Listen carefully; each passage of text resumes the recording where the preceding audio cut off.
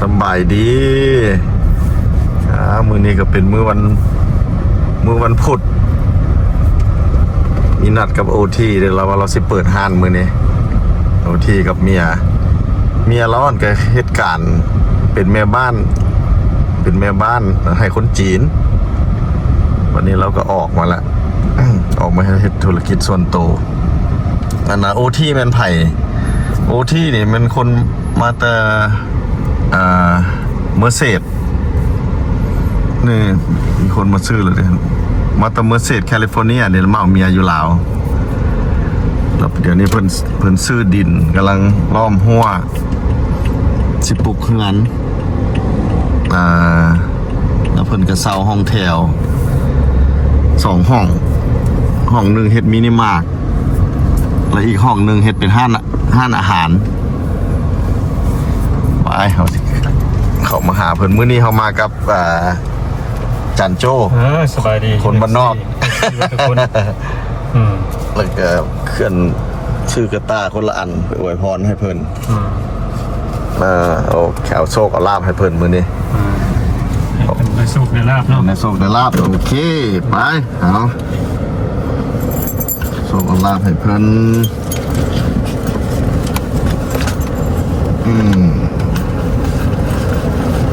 โอเคบายดีโอทีนี่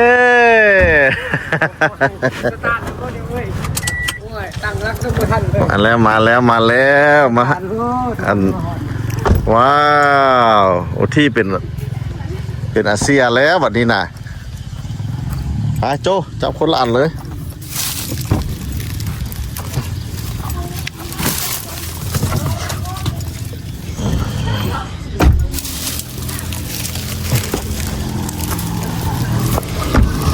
เฮลโลลูกค้าเฮ็ดเอาเอง โอ้มีปิ้งเป็นตาแซ่บแท้มื้อนี้มาค่ำมาคูณเจ้าใดมื้อนี้น่ะมาค่ำมาคูณแม่ตาพาหมู่มาค่ำมาคูณน้ำอีกไดมีไอ้โจคนบ้านนอกมาค่ำมาคูณน้ำนี่ว้าวไปเล่นมาเห็นบ่อันผู้สาวยาเลยได้เล่นไปโหไปดีพุ่นเลยโอ้เด็กมากินอย่างหันเด็กๆนะมาซื้อตำโอ้นี่มาเบิ่งห้านแม่ตานี่นะโอ้ตาไปโรงเรียนหวะตาหันบ่สบายนอนในห้องบ่ได้ไปโรงเรียนไปมื้ออื่นก็จะสิมาใส่ให้มื้อนี้เขาเฮ็ดบ่ทันแล้วบ่ทันได้ใส่ไปเจ้าเฮ็ดน้ำปั่นน้ำแม่น้ำปั่นแล้วก็มีตำอันนี้เบื้องนี้มันต่ำแล้วแม่นไผมาซอยเบียกเจ้านินคือมีเด็กบ่มีไผคือเด็กน้อยมาได้ใส่เด็กน้อยอยู่ข้างบ้านเด็กน้อยข้างบ้านเอาเว้าคือข่อยคืออ้ายแท้ เด็กน้อยข้างบ้านเลยลูกหลานอยู่แถวนี้แหละมาซอยมันนี่ลูกค้าแหละมาซื้อแล้วมาซอยลูกค้าเองอุ้ยทั้งมาซื้อทั้งมาซอยผู้เดียวเฮ็ดบ่ทันนี่ธุรกิจเริ่มแล้วนี่นะธุรกิจส่วนตัวของแม่ตามี2ธุรกิจหนึ่งเป็นห้านอาหารนี้ธุรกิจที่2มันมินิมาร์ทว่าพอดีเข้ากันเลยเมตตาพอดีเข้ากันเลยเว้ยเบียร์เบอร์มีเก่ากินนี่แล้วก็มีน้ำเย็นเท่านั้นสินะแล้วก็มีน้ำปั้นพร้อมสินะโอเค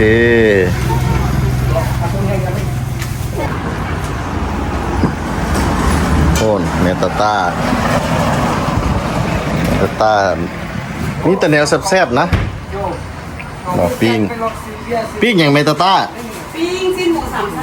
นหมู3 ชั้นตำบักฮุงข้าวเหนียว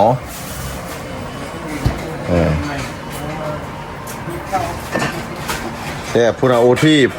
เมตตาซื้อแล้วป่ะน่ะรถนั่นน่ะซื้อแล้วพอออกไปซื้ออยู่ห้านเพิ่นเลยป่ะหรือไปจังไหนเนี่ยว้าพูดน่ะ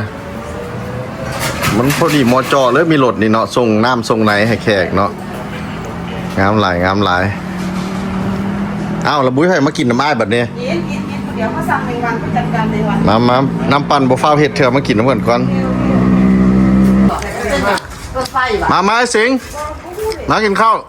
สบายดีโป้ ขั้วโทรศัพท์น้ำกับบทันเมื่อกี้ขี้อันนั้นมาบักขักเมื่อกี้ขั้วมากับบทันมา ที่ไม่ว่าอันไหน สบายดี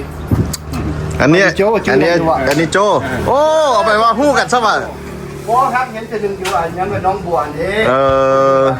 ไปกับหมอเป็ด มานั่งกินข้าวนั่งกินโอที่มานั่งไหม ช่วยอยู่ว่ะ มา หูที่หมอเป็ดกันไปจู่นะบ้านนะ มันก็กินน้ำปั้นบ่ ว่าก็มาลองเลยลองไปเลย โอ้ฮ้อนๆเนี่ยนี่เป็นน้ำปั่นมันก็สุดยอดเลยเนาะมานั่ง ภาษาเจ้าตาโป้ นี่โอทีสิเฮ็ดน้ำปั่นมะพร้าวให้กินแบบนี้ ปั่นมะพร้าว น้ำปั่นมะพร้าว ใส่บ่วงจะมาเมื่อไหร่บ้างไหมเนี่ยจะมาชิม มีน้ำปั่นนี่สิลอง ให้บ่วงคุณนะมันแค่คือยัง สิลองซิมน้ำปั่นเพิ่นเบิ่งนี่นะเอ้าบ่มีน้ำเหรอโอที น้ำเจาะ ดิน้ำเป็นนี้ ก้อน น้ำก้อน ต้องก้อนมันกล้ามยังไงอย่างเดียว โอ้น้ำก้อนกามอยู่ไหนน้ำมะพร้าวด้วยนะกาม โอ้เดี๋ยวมันต้นนั้นต้นมันหวานแล้วเจ๋งดีกว่า เจาะเลยนะก้อน ก็จะก้อนเป็นน้ำมะพร้าว เดี๋ยวแม่ตาเอาน้ำนั้นใส่ปั่นเลยแม่ตา เอาน้ำปั่นใส่อ้ายเลยนะน้ำธรรมชาติ น้ำมะพร้าวเนี่ยมันก้าวเลยน้ำมะพร้าวเลยปั้นเลยนะ โอ้ยต้นนั้นไปปั่นกันเลยลูก นี่นะแม่นแล้ว น้ำมันก็อยู่หันนอกเป็นน้ำ ข้าวสองเป็น โอ้ผ่าน้องเอี้ยงกับมีเรียบร้อยบอลใส่เงินเด้ป๊าดที่โทรบอลใส่เงินกับมีเรียบร้อยครับปัญญังบัดนี้โอ้ที่นี่บ่ได้ไปใส่แล้วบัดนี้น่ะ Never stop learning นี่ปั่นกับน้ำนี่น้ำเพิ่นนี่ใส่เลยนี่นะแซ่บ มะพร้าวน้ำหอมมะพร้าวเขาไผ่นี่ ข้าวเผาเนาะ ตาเอ้ย เมายา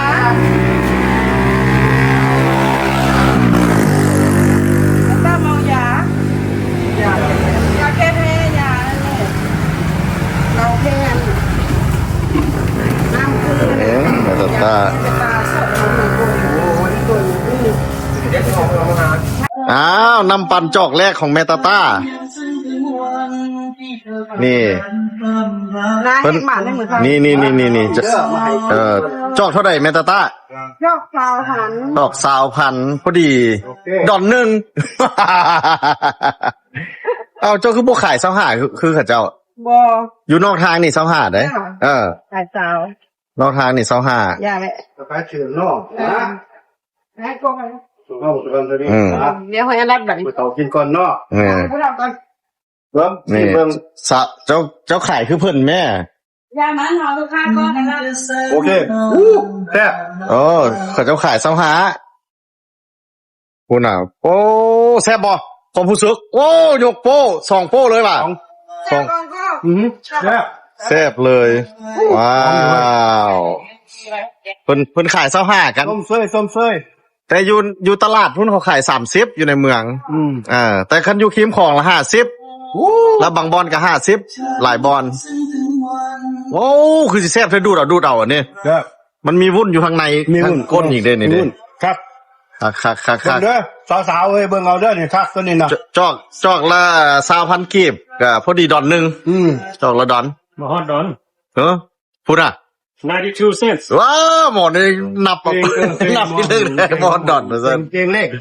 บอกว่าเป็นเก่งรับชื่อได้ชื่อ ติโชแม่ค้า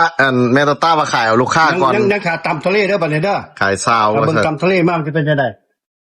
ขายเอาลูกค้าเอา20,000บอนอื่นเขาขาย25เอามี25มี30มี50อันนี้ร้าน30เพิ่นบ่ได้มีวุ้นนี่ได โอ้ แต่เจ้ามีแต่ปั่นให้ละล่า อันนี้จะ15 เมื่อก่อนนี่ค่อยก็ไปกิน ไล่เบิ่งคักเด้อย่าลุกขึ้นนะแม่ค้าย านเฮ็ดเวียกฟรีมะพร้าวกับแพงได้มันจะต้าคันมีมะพร้าวเขาเจ้าไล่50ขนาด ดูแลอยู่เอาลูกค้าไปก่อนอันนี้แล้ว เพราะคนมารักไอ้สาขา บอกคันมีทูบมะพร้าวนั้นใส่แล้วมัน50เลย นี่ครบหมดทุกอย่างนี่แต่ว่าถึกสุดอยู่ในเวียงจันทน์แล้วนี่ รีวิวไว้เลยนะคน ถ้าเราโจบ้านนอกว่าเราแม่นต้องแม่นได้ เราเปิดตู้เนาะ ขายถือก้อนหมูก่อนมาสั่น คือกันโม ว่าจะขาย70,000ไม่มีคู่ใดก็คงถึง ยูคิมของนี่50,000 น้ำปั่นนี่50 50,000ส่วนของนี่นะ ดอกบักเงาๆเลย ต้องมีคน คักปันตัวนี้นะ ถือใจ เราขายเอาลูกค้าก่อนมาสั่นแต่ย่านแต่เจ้าสิรูปทึนบ่นะ อย่าให้ลุกขึ้น เพราะมะพร้าวนั้นแพงได้มะพร้าวละล่าก็ขาย 10,000ละเด้มะพร้าวหน่วยนั้นน่ะมะพร้าวคือ 10,000จะมาขาย20,000เจ้าสิบ่ได้ติต้องขาย50เขาขาย เดินไปกับ เอา เด้อน้ำปันอยู่คักเนี่ย ขายราคาถูก เบิดเงินกันนี่ชูต้นยังบ่ได้ นี่ถูกที่สุดมีห้านเดียวนี่ มาตลอดมาหลายหมื่นแล้วมาเด้อ ไปแล้วสองคนนี้ กำลังไปครับเรียกกำลังไป นี่แล้วเห็นแล้วขาย20,000มาซันเมโตต้า ดอนเดียว ดอกหนึ่งมะพร้าวมันกับแพงแล้วมันสิบ่ได้กำไรคันใส่มะพร้าวคันมะพร้าวสดตกหน่อยนะ หน่วยนึงได้4จอกเลยนะ อ๋อ หน่วยนึงได้4จอกหน่วยนึงเขาก็ซื้อ10,000 เขาถามแล้วนะคันมีมะพร้าวปุ๊บ50โลดเข้าไปซื้อนี่รุ่น3,000กีบขายเอาลูกค้าเพิ่นว่าเปิดใหม่ ได้กำไรน้อยก็บ่เป็นหยัง เอาหลายว่าเอาเนาะ เอาหลายว่าเอา โอ้เด็กน้อยก็สิมาหุ่มน้ำเจ้าแล้วอยู่บัด เด็กน้อยมาบายเป็นหลายจอกแล้วมื้อเช้า เด็กน้อยนักเรียนน่ะ แม่น ราคาถูกแน่ก็ถูกใจเด็กๆแหละ มา เด้ แล้ว นะนี่ไม่ไผ่โอ้น้องอ้อยกลับมาพอน้องอ้อยมัม พี่น้องตาลายเป็นน้อยนะ เด้ๆมาเฮ็ดน้ำปั่นให้เพิ่นคนละจอกเลยนี่น่ะมา ก็ผมไปท่าอยู่ เอา เป็นได้บ้านนี่ โอ้ที่ตังค์บ่พอบ่ พ่อ เอาตังค์มาอีกมึงดู จังมาขึ้นไปจังไหนเขาแดด พี่ชิงไอ้โจ้สุดนี้ก็โอเคแล้วก็เจ้ากันนั่น มา นั่นไป มา โอ้ย โอ้ยก็ โทษเอ้า นั่งด้วยนั่งก่อน โอเคได้แล้ว มานั่ง น้ำปั้นบ่ น้ำปันต้องร้องผมจะต้องร้องแซ่บ ลองก่อนอ้อย เนี่ยอันนั้น ขวดซิ่งแล้วก่อนทานหมดทานกับยูเรียงกับยูบันนอกกับยูเรียง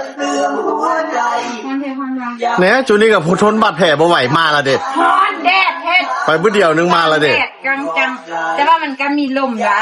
โอ้ สบายดีสิ เออ นั่งสวย เนี่ยเพิ่นก็บ่ได้อยู่ดน ร้อน อืม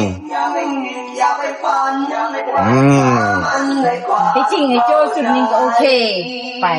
ขวดแบบเราจะสนุกจังเลยเบอร์ฮะ โอเคอยู่thank you ฝีมือจันโจ้ตะกี้ไปเอาเมาของเขาจนสิหมดตั้งซื้อซอยคือ เกรงใจเขานะไปหาของเขานะ อีต้นข้าเจ้าขี่รถจักรมาเด้เออเห็นบ่เนี่ย ปิ้งไหม มา นี่ปิ้งนี่เขาจะช่วยแล้วนี่นะ จานไรกับมาวันนี้มาโคโลกันอยู่นี่หมดคน โอ้พอแล้ว คนต่างประเทศนี่เนาะ หลายแล้ว ที่มีท่าให้เจ้าด้วยนะ หลายแล้ว คนเบิ่งจนไหม้เมื่อกี้โอที่ไปบุ้ยไทยเบิ่ง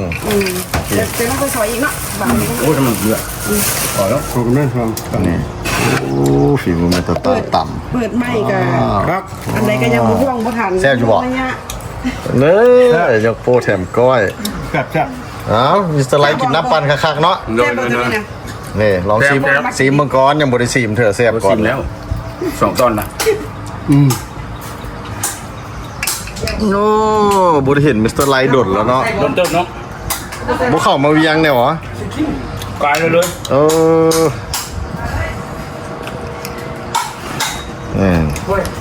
มากินเบียร์คือกันนี่เด้ต่ำกันตลอดพอดีมาต่ำกับเฮามันละบ่แม่นบัดนี้ ที่เฮียนในพวกนี้ขับรถอยู่นี่นะ มันเป็นหมอนุ่มเลยครับคือเจ้าก็ได้ เนี่ย แม่น เอาเธอยังขับบ่เป็นสมอง หมดแล้วเป็นอย่างต้องกระเทียมต้องเดียว ต้องได้ไปแอบ แต่ว่า ขับบ่คาน แต่ว่าไปทางนั้นหูได้ล่ะ หมอต้องแอบให้มันฮู้ คานน้องใจ เขาขับรถใหญ่เพิ่นเป็นผู้เหยียบเบรก ก็สุกเสริญเธอได้ขับเด้ มาตาม คุณเจเนอร์นี่คุณเจเนอร์นี่รถ นี่ รถ รถน้องสาวเด้ที่ใส่น้องสาวลากไปซื้อเมียนแต่โอ้ได้หลายปีแล้วจู โอ้ ซื้อมาตั้ง2016พุ่นน่ะ คุณเจเนอร์นี่นะ แล้วก็ซื้อว้าว เพราะว่าน้ำบ้าบ่ได้ใส่บ่ได้สละจอดอยู่กะลา อืม เพิ่นก็บ่ได้ไปใส่เพิ่นก็มีฮันเพิ่นมีฮันไดมีรถจีนรถหยังเด้ เข้าห้องเรียบร้อยเด้ แล้วเพิ่นก็แบบว่าปลาเมียนนึงลูก จะเมื่อยนี่ห้องเป็นนอนรวดก็ได้ น้องสายล่าเพิ่น ยินบอกเป็นนอนกลางเป็นนอนพักผ่อน 7วันนั่งได้รถนั่นน่ะ ตรงนี้ใกล้ๆมันนั่นแหละเป็นไร ขักเลย คนคือกันเนาะ ขัก ไอ้ตุ้ย2017ของเจ้าปีไหน ประมาณ16 16ไอ้ตุ้ย2017 คือกันเบิร์ดเลย2020เนี่ยคือกันเบิร์ด บอก เห็ ว่าน หน้าไหนเป็นส่งไหน บอกว่ามันทางนอกมันต่างได้โจ แต่ทางนอกมันตั้งไหน ตาไฟบอนั่นอันนี้ ไฟ พี่ เห็นบ่ไฟค่อยตัวฟอกไลท์มันยังเป็นไฟธรรมดาเด้ ไม่มันไฟน้อยๆเป็นนีออนสีขาวแบบคือยูนิกาโลดแต่ LED หมดออมข้างล่างเป็นหมด บาร์ดี้คือกัน แต่ว่าบาร์ดี้อันเดียวกันเปลี่ยนไลท์เปลี่ยนทรงหน้าทรงหลั ก ง ระทรงบอกกับเปลี่ยนอยู่บาดี้กับเปลี่ยนไหนก้นนั่นอันนี้ เรียเย็น คนหู้แล้วเขาเจ้าเบิ่งออกแล้วนะแบบมีรถปีไหน ตัวไปส่งแล้วลงแก้มหางมองเขามีห้องเรานอนเจ้าก็มานั่งกินน้ำห้องอยู่2-3 ชั่วโมง ตามแซ่บหลายตามทะเล โอ้ยเข้าไปตัวเสือให้มา พอเลยมัน มีแต่แขกผู้มีเกียรติเด้ออยู่นี่น่ะมา บุญคำนำสู่เด้อที่เด้อ แกรนด์โอเพนนิ่งมื้อนี้มื้อเปิดห้าง ให้งานให้ร่ำให้รวยให้ขึ้นเด้อเฮงๆเด้อปัง แม่ อะไรมาแต่เมืองนอกมากับมีกาเรามา ทั้งโอทีทั้งแม่ตาต้าให้ร่ำให้รวย ๆไปรอบบ้านต้นบ่ยากเลยที่ซื้อเลยออกจากบ้านในห้องที่ซื้อเลยจบนะ มานี่ง่ายๆหนึ่งนะนี่นะ โอ้ยกายก็ยังว่ากายก็เพิ่นก็ได้ไปจอดยวนนั้นฐานะห้องบ้านนั่นแล้วเพิ่นยังบุง เมืองนั่นน่ะ ผมพูดเรื่องเปิดห้าง โอที แม่กูไปตอนนี้มันหูหลา บ่หูก็ยังว่ะ โอทีกับโอ้โห ที่กับพวกที่ โอที ก็นึงก็ไปนึง โอทีกับบุได้ไปใส่เพื่อน เราหูยังไงวันนี้ก็ในทางมันบ่หูเราก็บ่หูแล้วงง โอทีกับส่วนหลายกับบุได้ไปใส่โอ้มีความสุข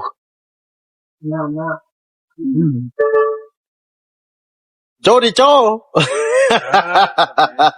สบายดีเนี่ยแขกผู้วิเทียรเรามี50 คนมางานเลี้ยงมื้อนี้มี50 คนเด้อนี่น่ะมี1 2 3 4 5ครับ มี50 คนแขกผู้มีเกียรติมื้อนี้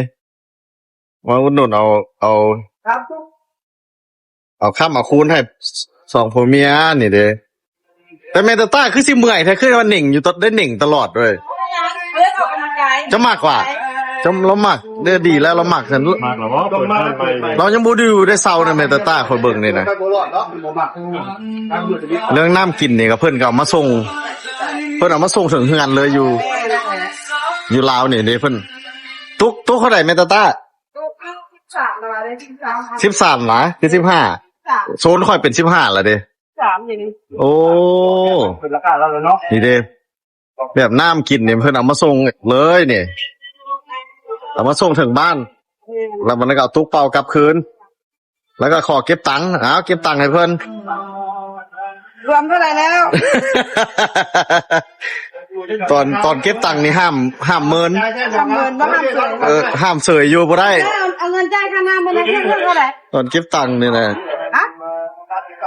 39 เดี๋ยวนี้นะ 39,000 เนี่ยเห็นบ่เราก็คือสิฮ้อนพุ่นน่ะปิดหน้าปิดตาปิดไปหมดคือสิฮ้อนไปขอ อันนี้หล่นที่ท่านไปเนี่ย พูดเบิ่งอ้ายเจ้าพุ่นน่ะป้อนเงินป้อนคำแล้วพุ่นน่ะเลิกพิโลเด้เมตาต้าผัดหมักเนาะ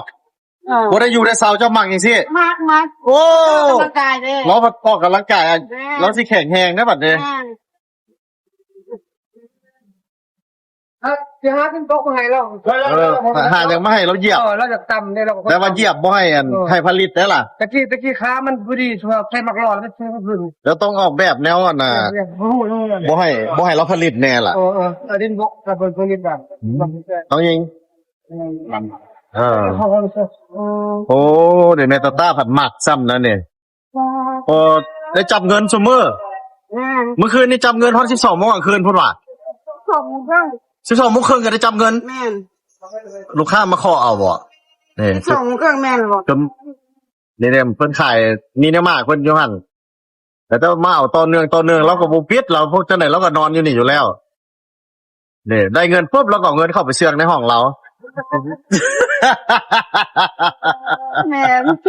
เนี่ยกันเว้าแล้วแม่นรถ แม่นบ่ให้เขา เว้าสิเว้าหลายบ่ให้ไผฮู้จะได้โจรมาหาได้เนาะ เด้มื้อนี้มื้อสันวันดียิ้มเป้ยๆแม่ตาต้า มันดีนะ สันวันดี โอที่นี่ก็บ่ไปใส่แล้ววันนี้โอที่ซอยเมียอยู่นี่แหล้วนี่น่ะเป็นเฒ่าแก่แล้วเด้โอที่นี่มื้อหน้าอ้ายไปอัปเดตอันดินเฮือนเจ้าเด้อดินหัวเจ้ามื้อหน้าไปอัปเดตพุ่นบ่ได้ไปดนแล้วเด้หั่นน่ะ แม่นบ่ ดนแล้วได้หลายเดือนแล้วได้นี่น่ะ ก็ถมดินก่อนใกล้ที่ถมดินแล้วแหละ ดินกันสิถมอีกล่ะ ใกล้ที่ถมดินแล้วจังไผ น้องหน่อยให้บอกจังว่าตลาดมาขาย น้องน้อยได บอกให้เจ้า โอ้น้องสาวเจ้าหั่นหวาได้มื้อใดว่างแล้วสิเฮาออกไป เบิ่งว่าแล้วเราว่าล่ะหัวหั่น หัวนะ ยังเจ้าดินเข้า เอ้าไปว่าหัวแล้วตัวสั่นประตูยังก็ใส่แล้วอ่ะ ยังบอกว่าหันได้ใส่หากะทิก็ขึ้น ก็ การเรียนคานซื่อหา ก็ขึ้นเทคาน ลองดูนะ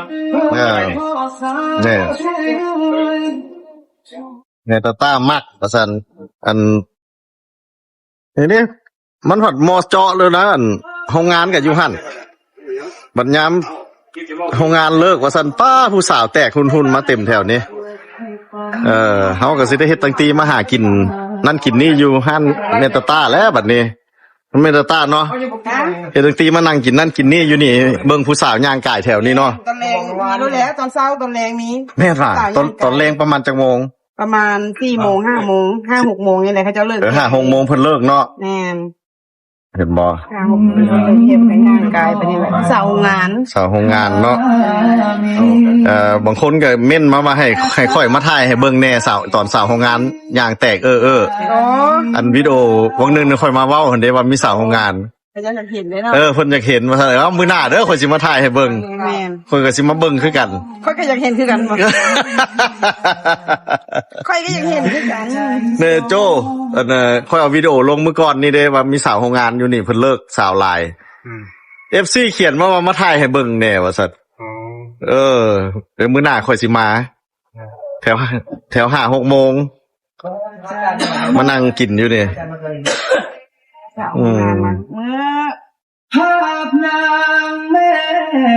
รอบใหม่เพิ่นเอาพันธุ์มาให้กินบัดนี้บักแซ่บๆเลยปิ้งซีนใส่ข้าวปุ้นใส่ผักไอ้โจ้ก็มาคอยโจ้อีกสุดยอดเลยพันธุ์นี่ก็ได้เพราะว่ามันดีสำหรับสุขภาพเขากินพันธุ์นะแล้วเขากินผักแซ่บว้าวโอ้มิสเตอร์ไลท์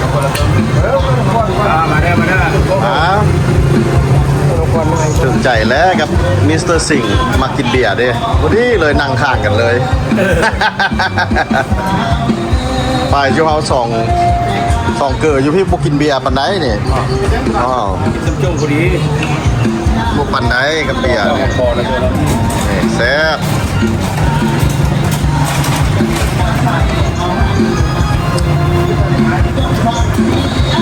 โรตีกับบุยได้เศร้าได้กับเมียนะลูกค้ากับเข้าจุด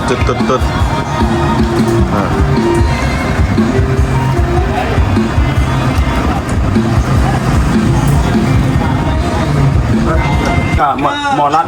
บัดนี้ถึงเวลาสิได้กล่าวคำอำลาแล้วได้บัดนี้น่ะ กล่าวคำล่าเนี่ยไปเที่ยวบ้านนอกเด้อไปแล้วเที่ยวบ้านนอกไปนะได้เวลาใจดีขึ้นบ้านนอกไป คนนอกเลยเนี่ย Yeah, that's him. นะ ให้เพิ่มเลยนะ โอ้โอ้ถ่ายรูปก่อนหวะ That's a real Joe Manok. ถ่ายรูปต้องให้คนมาบีบให้ อันนี้ต้องไปยืนอยู่น้ำคน ให้มันอันนั้นแน่น มาพี่มันหน้าห้านพี่ไว้แจ้งพี่มาอยู่ข้างหน้าพี่มามาพี่มายืนอยู่พี่โจ้มายืนอยู่พี่ เอานี่รอนี่ นี่นะมันน้ำปั่นนี่นะ เอาแก๊สเบียร์แล้วมาถ่ายดิ ถึงเวลา กล่าวคำอำลาแล้วได้บัดนี้นะโอเคขอให้เจ้าเฮงๆมันร่ำรวย เงินคำไหลมาเทมา ดูเจ้าก็คือกัน โอเค ไม่ตาไม่สุขภาพแข็งแรงหมดทุกคนเด้อ บัดนี้คันเป็นอยู่งานเพื่อกับเปิดเพลงลาเด้อลาก็ลาไปก่อนเด้อเนาะโอเคขอจบวิดีโอเขาก่อน โอเคเจอกันใหม่บาย เอาสัมผัสอื่นจากสัมผัสเราบุญดู